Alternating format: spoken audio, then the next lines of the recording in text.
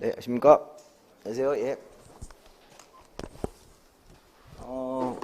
지난번에 기출문제하고 요거하고 이제 의견을 모셔서 이거로 하기로 하셨나요? 기출로 하기로 하셨습니까? 지금 여기 학원에서는 이거라고 하던데.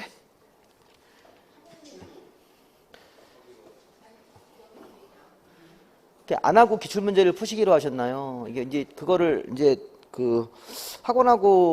학원에서는 이 문제를 풀려고 그러는데 지금 이거로 알고 오신 분. 예. 지금 이거 촬영을 하나요? 그렇습니까?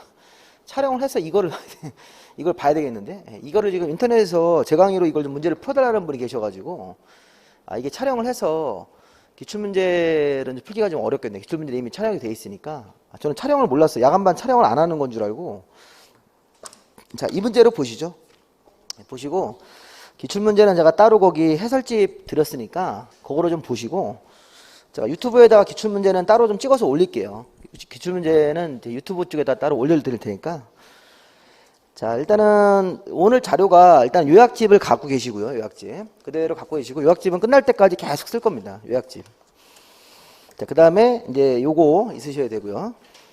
그런 다음에 하나 더 볼 거는 제가 체계도를 드렸는데 잘 이용을 못 하셔가지고, 이 체계도를 제가 이제 매일 진도 부분까지를 제가 이렇게 복사해서 드릴 거예요.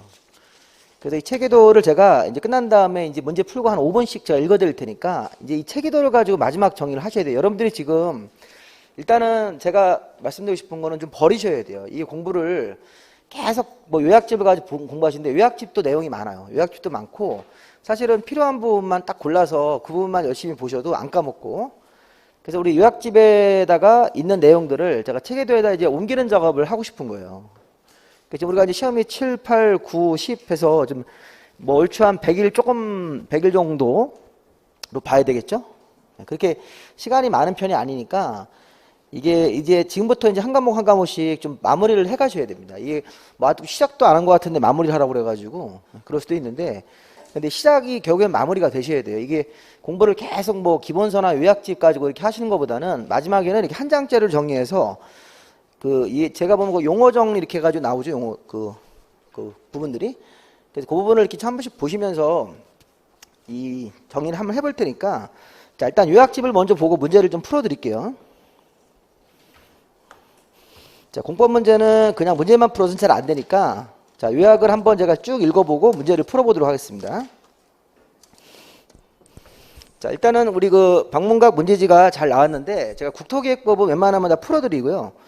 도시개발, 정비, 건축, 주택은 좀 선별적으로 좀 이렇게 골라서 좀 풀어드리는 식으로 하겠습니다.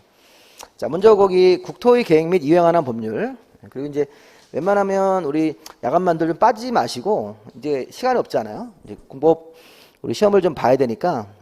자, 처음에 보면 3페이지 보시면 우리 저기 국토기획법의 맨 처음에 들어가시면 제일 먼저 나오는 부분이 이게 용어입니다. 용어.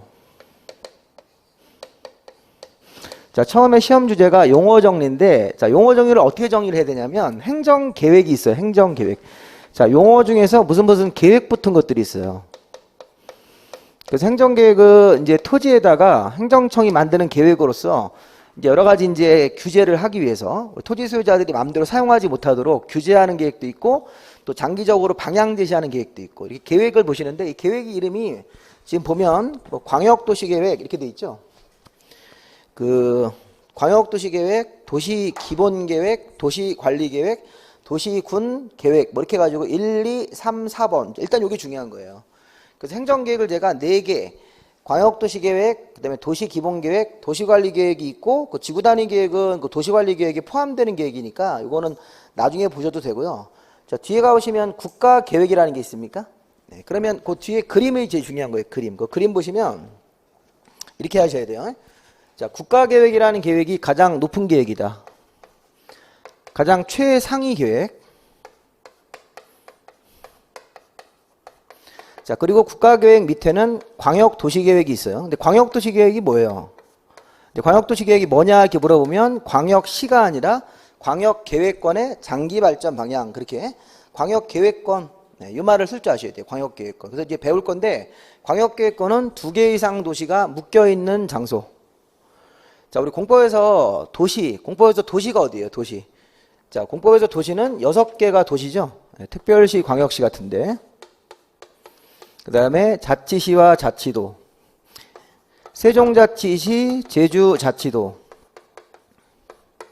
그 다음에 뭐 시 아니면 군, 우리 저 도 아래에 있는 시군이죠. 자, 일단 요게 공법상 도시예요, 도시. 네, 그래서 우리 공법에는 6명의 도시의 장들도 있고 그렇습니다. 시장, 군수, 뭐 특별시장, 광역시장 이런 사람들. 근데 이제 광역도시계획은 이 2개의 도시가 일단 묶이셔야 돼요. 도시가 2개 이상 도시가 묶여서 광역계획권을 지정하고 거기다가 장기적인 방향. 자, 그 다음에 도시기본계획. 이렇게 이제 좀 빨리 좀 읽어볼 겁니다. 도시기본계획. 자, 쓸 때는 도시군 기본계획인데 읽을 때는 그냥 도시기본계획이라고 읽겠습니다. 자, 요거는 도시에 대해서 기본이 되는 계획이야? 아까 좀 전에 광역도시계획은 광역계획권을 정하고 거기다 장기발전 방향을 세워주고, 자, 도시기본계획은 6개의 개별 도시에 대한 장기적인 발전 방향.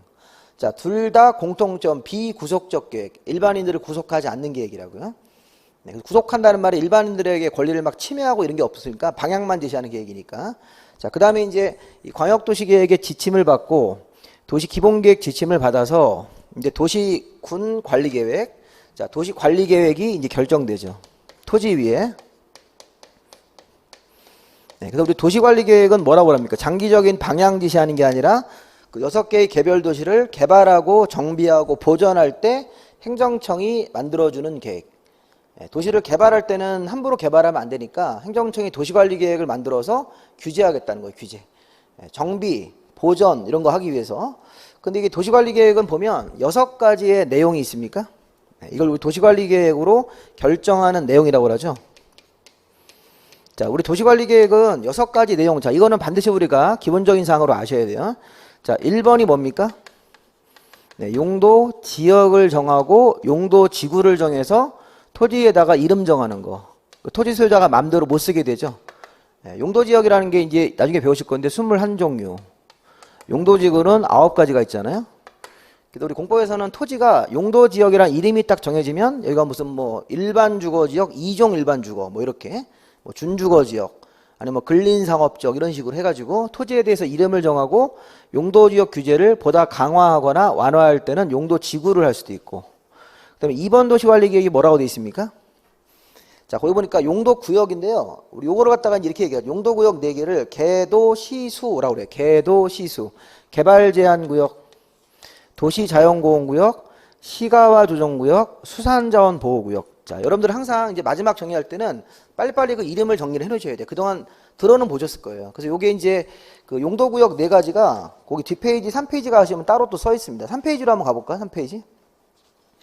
자, 1번 도시관리계획 결정, 용도 지역지구. 2번 도시관리계획은 개도시수, 개발제한구역, 개발행위를 모두 금지하는데, 도시자연공원구역은 산에다가 건물 못 짓게 하는 거. 시가조정구역은 민간인들이 건물 신축 못하게 하는 거. 수산자원보호구역은 바닷가에다가